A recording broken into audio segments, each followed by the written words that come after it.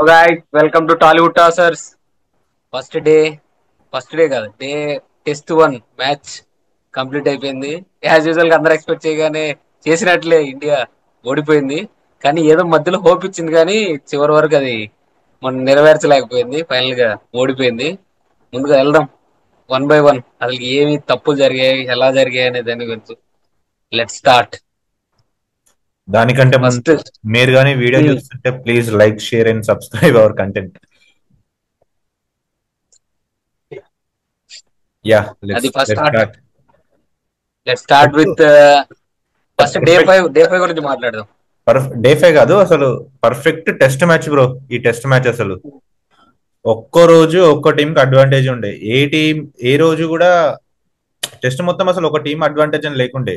Day 1 అయిపోయేసరికి India team advantage ఉండే, day 2 అయిపోయేసరికి మళ్ళీ ఇంగ్లాండ్ కి అడ్వాంటేజ్, మళ్ళీ డే 3 అయిపోయేసరికి ఇండియా అడ్వాంటేజ్, డే 4 వచ్చేసరికి కూడా మధ్యలో వరకు ఇండియా అడ్వాంటేజ్ ఉండి లాస్ట్ లో మనోళ్ళు ఆల్అౌట్ అయిపోతారు. మళ్ళా డే 5 వచ్చేసరికి ఫుల్ ఇండియా అడ్వాంటేజ్ ఉంటాయి. కానీ మంచి టెస్ట్ మ్యాచ్ ఇది. కానీ కానీ చూడు, ఒక ఒకటి ఏంటంటే, నువ్వు అన్నట్టు అడ్వాంటేజ్ ఉండింది టూ టీమ్స్ కి. బట్ ఇండియా మ్యాచ్ ని వన్ సైడ్ చేయడానికి ఛాన్స్ ఉండే. ఫస్ట్ అవును. ఇన్నింగ్స్ లో ఛాన్స్ ఉండే, ఆ స్కోర్ ని 600 చేసి ఉంటే డిఫరెంట్ గా ఉండేది. మళ్ళా సెకండ్ వాళ్ళు బ్యాటింగ్ చేసినప్పుడు ఛాన్స్ ఉండే, క్యాచెస్ డ్రాప్ చేసి అక్కడ ఛాన్స్ ఇచ్చారు.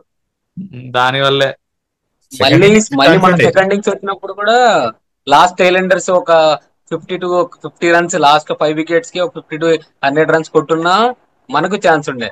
ఆ లేదులే, లేదు యాక్చువల్ గా ఇవాళ వాళ్ళు ఆడిన బ్యాటింగ్ బట్టి చూస్తే మన వాళ్ళు ఇంకో 100 రన్స్ కొట్టినా గానీ మేబీ వాళ్ళు they would have gone for it, చేసే వాళ్ళేమో. అంత మెంటల్ కష్టం కొంచెం ఉంటుంది. పుషప్ అయ్యేవాళ్ళు కాదన్నా. కొంచెం డ్రా 400 మహా అయితే. లేదురా, నువ్వు 350 స్కోర్ రాయేది, బట్ చేసేది డిఫరెంట్ ఉంటది. 450 స్కోర్ తో వాళ్ళంత అటాక్ చేసే వాళ్ళు కాదు మేబీ లాస్ట్ లో. డ్రా అయ్యేదేమో అందులో మహా అయితే, గెలిచే వాళ్ళు అయితే కాదు. సో బేసికల్లీ వాళ్ళు బ్యాటింగ్ ఆడుతున్నప్పుడు కూడా ఇండియాకి కొంచెం మధ్యలోకి 2-3 క్యాచ్లు వదిలిపెట్టిండ్రు. కొన్ని రివ్యూలు కరెక్ట్ రాలేదు, చాలా వరకు దానికి తోడు ఇంట్రెస్ట్ యాక్చువల్ గా లేదు. ప్రసిద్ధ్ కృష్ణ ఇవాళ మార్నింగ్ స్పెల్ చాలా బాగా వేశాడు. Hmm. కానీ ప్రసిద్ధ్ కృష్ణకి లక్ లేకుండే. బూమ్రా కూడా 2-3 బాల్స్ డక్కెట్ కి చాలా బాగా పడ్డాయి, కానీ ఎడ్జ్ రాలేదు. అన్లక్కీ. బేసిక్ గా మన వాళ్ళు బౌలింగ్ బాగా వేశారన్న, కానీ మనకు లక్ లేదేమో లేదు. కానీ అవి మనం అంటే కొంచెం లక్ వల్ల కొన్ని మనకు టర్న్ అవుతాయి చూడు, కొన్ని సిచ్యువేషన్స్ అలాంటి ఏం జరగలేదు. కొన్ని హాఫ్ ఛాన్సెస్ ఉంటాయి, అవి మన వాళ్ళు తీసుకోలేకపోయారు. కానీ నాకు ఒకటి తెలిసి గమనించారా, Hmm. మనం యాక్చువల్ గా మ్యాచ్ స్టార్ట్ అయ్యే ముందు మనం ఏమనుకున్నాం, inexperienced batting versus experienced bowling అనుకున్నాం కదా. యాక్చువల్ గా మన అడ్వాంటేజ్ బౌలింగ్ అనుకున్నాం, వాళ్ళ అడ్వాంటేజ్ బ్యాటింగ్ అనుకున్నాం.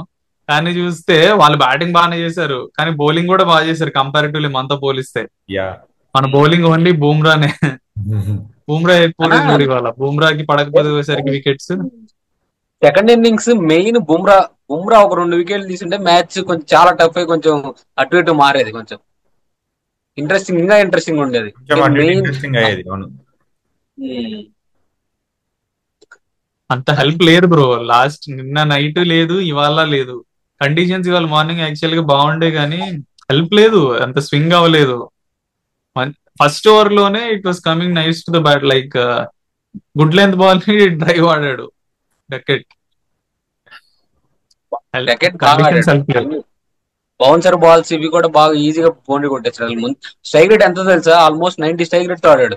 వన్ డే ఓన్లీ 150 వాళ్ళు క్లోజ్ అయ్యారు, విన్ అయ్యారు అంటే ఓన్లీ రీజన్ డకెట్. లేకపోతే డ్రానో లేకపోతే మన వైపు ఉండేది మ్యాచ్. డకెట్ వికెట్ స్టార్టింగ్ లో పడి ఉండే. అది కాదు, India one of the reason main ఓడిపోవడానికి క్యాచెస్ డ్రాప్. ఎన్ని క్యాచ్లు డ్రాప్ చేసింది ఈ మ్యాచ్ లో? అందులోనూ maximum catches Jaiswal.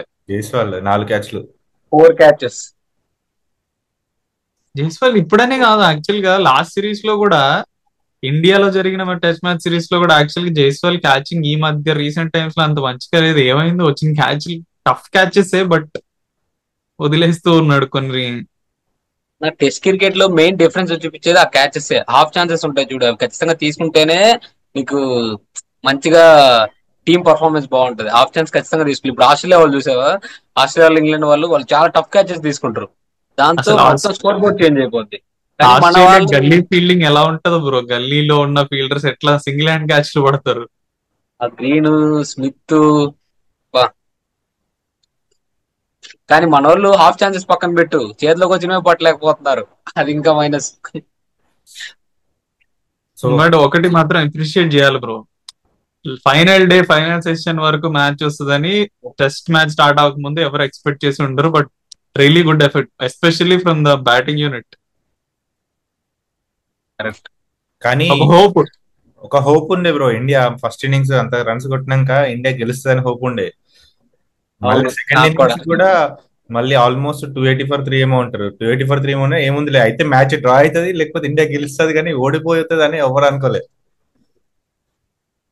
But match మాత్రం బాగా జరిగింది, అదైతే. మ్యాచ్ Has బాగా been. జరిగింది కానీ from India point of view కొన్ని పాయింట్స్ డిస్కస్ చేస్తే మన వాళ్ళ బౌలింగ్ లో ఇన్కన్సిస్టెన్సీ. అసలు బూమ్రా కాకుండా మిగతా ముగ్గురు బౌలర్లు, జడేజాని కూడా కొంచెం పక్కన పెడితే ముగ్గురు ఫాస్ట్ బౌలర్లు అసలు ఏంది బ్రో లైన్ అండ్ లెంత్, సరే కన్సిస్టెన్సీ ఉండదు ఏముండదు.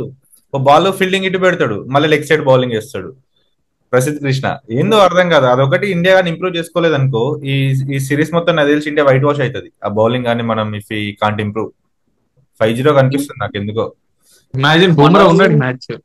బూమ్రా ఉండే మ్యాచ్ ఓడిపోయాము, ఇంకా నెక్స్ట్ బూమ్రా లేని మ్యాచ్ లో వీళ్ళు ఇట్లనే బౌలింగ్ చేస్తే 5-0 కన్ఫర్మ్. అసలు డ్రాస్టిక్ డిఫరెన్స్ రా, ఫస్ట్ ఇన్నింగ్స్ లో ఎస్పెషల్లీ. సెకండ్ ఇన్నింగ్స్ అన్నా కొద్దిగా కొంచెం బెటర్. ఇంప్రూవ్ ఫస్ట్ అయింది. ఇన్నింగ్స్ లో బుమ్రా వేసినప్పుడు ఎలా ఉంది, మిగతా వాళ్ళు వచ్చినప్పుడు ఎలా ఉంది, డిఫరెంట్ మ్యాచ్. ఈ సెకండ్ ఇన్నింగ్స్ లో కూడా ప్రసిద్ధ్ కృష్ణ 2 వికెట్లు తీసినా నువ్వు బౌలింగ్ చూసుంటే అసలు ఏందిరా సంబంధం లేకుండా ఆల్మోస్ట్ లైన్ 6, లెంత్ వేస్తా ఉంటాడు.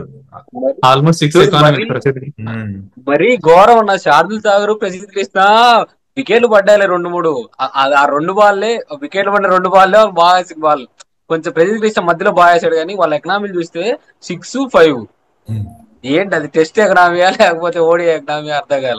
అదొకటి ఇన్కన్సిస్టెంట్ చూసుకుంటే, ఇంకో second point from India point of view ఆలోచిస్తే గిల్ కెప్టెన్సీ విషయంలో ఆ, ఇండియా వేసిన మాక్సిమం ఓవర్స్ ఓన్లీ ముగ్గురు ఫాస్ట్ బౌలర్ తోనే వేయించాడు. నువ్వు ఫస్ట్ ఇన్నింగ్స్ లో శార్దుల్ తో అన్ని ఓవర్లు వేయించేది ఉంటే మరి శార్దుల్ ఎందుకు తీసుకున్నావు? బ్యాటర్ నే తీసుకుంటే అయిపోయేది కదా అన్ని ఓవర్లు వేయించేది ఉంటే. నితీష్ తీసుకోవచ్చు కదా. సేమ్ మిస్టేక్ ఇండియా ఆస్ట్రేలియాలో చేసింది బీజీటీ ట్రోఫీలో. నితీష్ ని తీసుకొని నితీష్ తో బౌలింగ్ వేయించలేదు, ముగ్గురు బౌలర్ తోనే వేయించారు. బుమ్రా వర్క్ లోడ్ ఎక్కువ ఇంజూరీ అయిపోయిండు. నాకు ఇప్పుడు అదే సీనియర్ కనిపిస్తుంది. ఏమైతే చెప్పనా, ఇప్పుడు ఇండియా ఫస్ట్ మ్యాచ్ బుమ్రాతో ఆడింది ఓడిపోయింది. ఇప్పుడు 7 days గ్యాప్ ఉంది. 7 days గ్యాప్ ఉంది కదా అని చెప్పి సెకండ్ టెస్ట్ మ్యాచ్ ఆడిపిస్తారు. సెకండ్ టెస్ట్ మ్యాచ్ ఆడించినాక థర్డ్ టెస్ట్ మ్యాచ్ లార్డ్స్ లో. సరే లార్డ్స్ లో బుమ్రా ఎలా ఆడుకుని ఉంటారని చెప్పి లార్డ్స్ లో కూడా ఆడిపిస్తారు.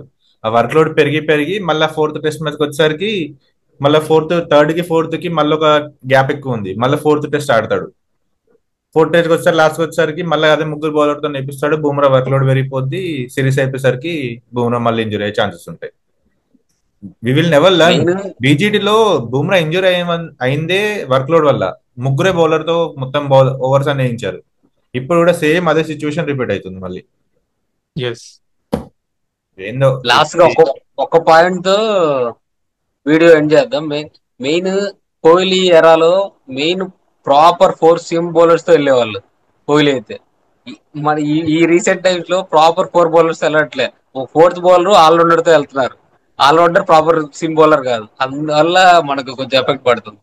నాకేమనిపించింది అంటే, ఈ మన 2 innings బౌలింగ్ చూసిన తర్వాత, బ్యాటింగ్ చూసిన తర్వాత ఎస్పెషల్లీ బ్యాటింగ్ హెల్ప్ అవుతుందని తీసుకొచ్చారు కదా. లాస్ట్ 6 wickets 2 innings లో కూడా అట్మోస్ట్ లైక్ 30-40 runs కే పడ్డాయి. ఇలాంటప్పుడు నువ్వు శార్దుల్లో నితీష్ కుమార్ రెడ్డిని ఆడిచ్చే బదులు ఒక ప్రాపర్ సీమ్ బౌలర్ తెచ్చుకున్న పెద్ద డిఫరెన్స్ ఉండదు కదా. అదే నాకు తెలిసి గౌతమ్ గంభీర్ T20s లాగా T20 టాక్టిక్స్ అని టెస్ట్ లో ఆడిపిస్తారా. ఆల్రౌండర్ 10 మంది ఆల్రౌండర్ ఉండాలి. అసలు టెస్ట్ మ్యాచ్లు గెలవాలంటే 20 wickets చేయకపోతే టెస్ట్ మ్యాచ్లు గెలవలేము. India should target taking that 20 wickets. అది మెయిన్ టార్గెట్ అవ్వాలి నెక్స్ట్ మ్యాచ్ నుంచి. లెట్స్ సీ చేద్దాం. దీనిలో first test positives negatives takeaways గురించి ఇంకో వీడియో చేద్దాం. ఈ వీడియో ఇంత సమాప్తం చేద్దాం. నెక్స్ట్ ఇంకా 7 days గ్యాప్ ఉంది కదా, మధ్యలో కొంచెం వదులుదాం. ఈ వీడియో బేసికల్ ఏదో ఫ్రస్ట్రేషన్ అయింది. Frustration from the first match. Just match అయిపోతానే చేసాం కదా, ఫ్రస్ట్రేషన్ అంతే. ఓకే ఓకే ఓకే, మీరేమనుకుంటున్నారు కమెంట్ చేయండి. ఇండియా బౌలింగ్ గురించి కానీ ఇండియా టాక్టిక్స్ గురించి కానీ. What do think? Comment below. Until then see you, Tata.